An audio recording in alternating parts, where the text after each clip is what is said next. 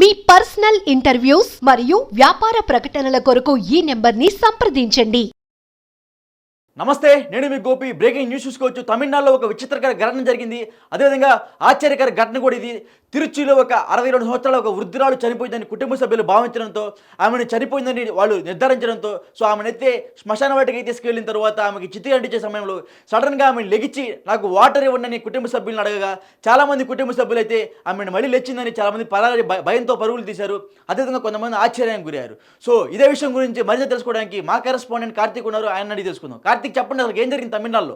తమిళనాడు రాష్ట్రం తిరుచి జిల్లాలో ఒక విచిత్రమైనటువంటి సంఘటన జరిగింది. ఒక 62 ఏళ్ల మహిళ చనిపోయింది అని భావించి అందరూ శ్మశానాన్ని తీసుకెళ్లి చితికి మంట అంటించే సమయంలో స్వరంగా ఆ మహిళ లేచి నాకు మంచిది కావాలని అడిగింది.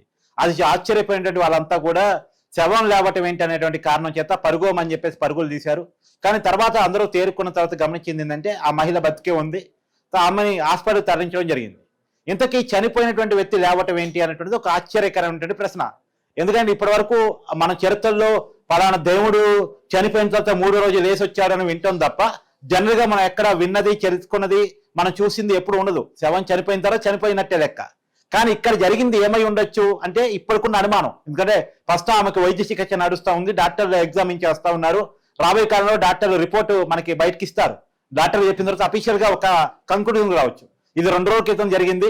ఇప్పటికీ మనకున్నటువంటి అంటే డాక్టర్లకు ఉన్నటువంటి అనేక అనుమానాలు కూడా ఏంటి అంటే ఆమె చనిపోయిందని కనిపెట్టడంలో లోపం జరిగింది అనేటువంటిది. సహజంగా వీళ్ళు పల్స్ ఆడట్లేదని, చలనం లేదని కారణం చేత చనిపోయిందని భావించారు. నిజానికి కోమాలో ఒక పేషెంట్ పోతే ఆమెకి పల్సు కనిపెట్టడం కష్టం, 2 చలనం కనిపెట్టడం కష్టం. చలనం ఉండదు కూడా. కోమాలో ఉన్న పేషెంట్ చలనంతో ఉండదు. కాబట్టి కోమాలో ఈ పేషెంట్ ఉండుంటది. కాకపోతే ఈ పేషెంట్ చనిపోయిన తర్వాత ఎవరైతే 62 ఏళ్ల మహిళ చనిపోయిందని భావిస్తున్నామో ఆ మహిళ చనిపోయిన తర్వాత రకరకాల ఫార్మాలిటీస్ చేస్తారు. అంటే స్నానం చేపించడం, పూజా కార్యక్రమాన్ని నిర్వహించడం, తర్వాత చితి మీద పండుకోబెట్టడం, పాడ మీద పండుకోబెట్టి మోసుకెళ్ళటం, తర్వాత అక్కడ చితి పేర్చి చితి మీద పండుకోబెట్టి చితికి మంట అడిపించడం కోసం ప్రయత్నం చేయటం, ఇలా రకరకాల ఫార్మాలిటీస్ చేస్తూ ఉంటారు. ఈ రకరకాల ఫార్మాలిటీస్ చేసే క్రమంలో ఆ శవాన్ని రకరకాలుగా కదిలిస్తూ ఉంటారు. ఆ కదిలించే సమయంలో కోమాల నుంచి బయటకు వచ్చి ఉండొచ్చు అనేటువంటిది ఇప్పుడుకున్న అనుమానం. అంటే ఆ కోమాలోకి పోయింది.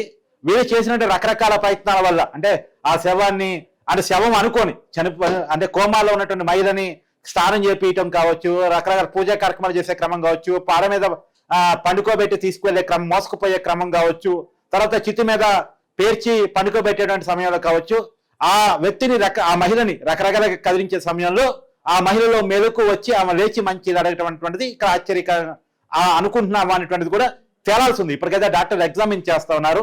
కానీ ఏదైనా ఒక విచిత్రకరమైన సంఘటన. ఎందుకంటే ఎక్కడైనా చనిపోయిన శవం లేచి వస్తుందని మనం ఎక్కడ మనం వినాం. కార్తీక్, ఒకటి మనం చిన్నప్పటి నుంచి మనందరం వింటూనే ఉంటాం. సో చనిపోయిన 3 రోజుల తర్వాత శవం లేచి మళ్ళీ ఊర్లోకి వస్తున్నట్టుగా అప్పుడు ఒక ప్రభావితం జరిగింది. అంతా మనం చూసి చిన్నప్పటి నుంచి మనం వినే ఉంటాం. సో సేమ్ ఇదే రియాక్షన్ అలా జరిగిందంటారా తమిళనాడులో? ఎస్, నువ్వు చెప్పేది కేవలం మూఢనమ్మకం. దాంట్లో ఎటువంటి శాస్త్రీయత లేదు. ఇప్పటి వరకు ఎక్కడ కూడా చనిపోయినటువంటి వ్యక్తి లేచి వచ్చింది అనేటువంటి దానికి ఒక ఆధారం లేదు. సహజంగా ఇప్పటి వరకు చనిపోయినటువంటి వ్యక్తిని బతికించడానికి శాస్త్రజ్ఞులు ప్రయత్నం చేసింది లేదు, దాంతో ఫలితం సాధించింది లేదు. ఎవరైనా సరే అనుకోకుండా ప్రయత్నం చేసినా దాంతో ఫలితం సాధించింది కూడా ఏమీ లేదు. చనిపోయిన తర్వాత మనిషి నిర్జీవం అయిపోతాడు. తర్వాత రకరకాల పాల్మాటిస్ లో దహనం కూడా చేస్తూ ఉంటారు. కాబట్టి ఇప్పటి వరకు చనిపోయినటువంటి వ్యక్తి బతికొచ్చింది అనేటువంటిది అది ఉట్టి మాటే, కేవలం మూఢనమ్మకాలకు సంబంధించిన మాటే తప్ప దాంట్లో ఎలాంటి వాస్తవికత లేదు. ఇక్కడ కూడా జరిగింది మేబీ ఏమై ఉండొచ్చు అంటే ఆమె కోమాలోకి వెళ్ళి ఉండొచ్చు. ఆమె చనిపోకుండానే చనిపోయిందనే భావనలోకి కుటుంబ సభ్యులు కావచ్చు, బంధువులు కావచ్చు వచ్చి ఉండొచ్చు. ఆమెని ఫార్మాలిటీస్ చేసే క్రమంలో అంటే చనిపోయిన శవానికి ఫార్మాలిటీస్ చేసే క్రమంలో ఆమె ఆ కదలికల ద్వారా ఆమెకు మెలకు వచ్చి ఉండొచ్చు తప్ప అంతకు మించి ఇక్కడ ఏమీ జరుగుండదు అనేటువంటిది ఇప్పటి వరకు ఉన్న ఒక అంచనా. Okay, thank you Karthik.